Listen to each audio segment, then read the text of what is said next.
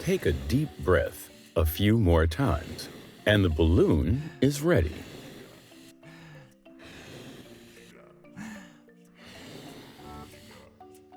But how does the air you breathe actually get into the balloon? Let's find out together by learning about my body, breathing and the oxygen cycle.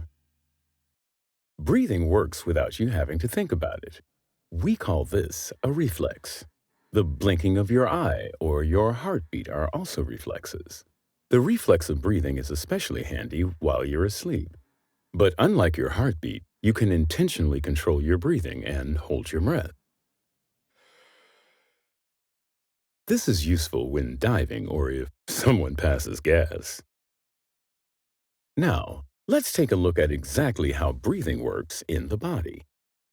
When you inhale, your chest expands. This makes room for air to enter your body through your nose and mouth. When you exhale, the air flows back out of your body the same way. Immediately after inhaling, the air in your nasal cavity is warmed, cleansed, and humidified. This protects your sensitive lungs. The air then flows through your pharynx. The pharynx connects the area of the nose and the area of the mouth with the trachea. The trachea is a tube for air.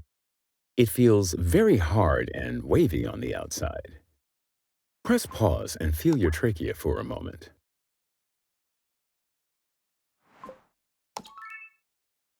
The trachea opens up into the bronchial tubes.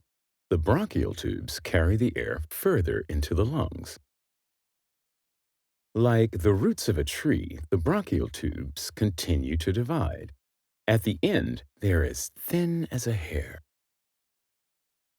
At the end of the bronchi are many air sacs.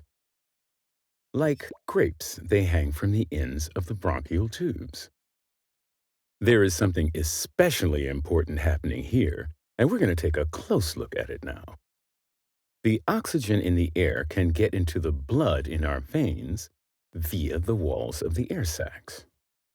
There, oxygen combines with the red blood cells which ensure that oxygen is distributed throughout the body. Before we exhale, carbon dioxide or used oxygen is released into the air in the air sacs. And then it starts. We exhale.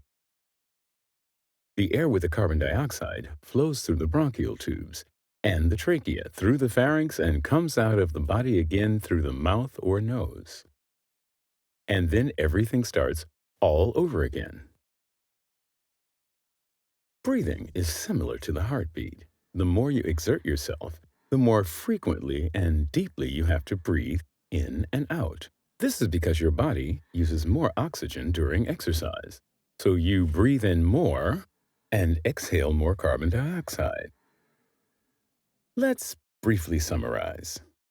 Breathing is a reflex. However, you can control breathing somewhat.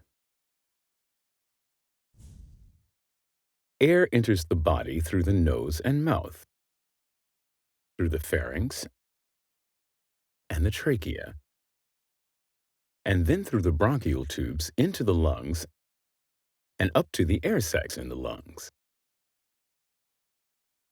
The air sacs are tiny, but you have an incredible number of them. That's where oxygen is exchanged for carbon dioxide.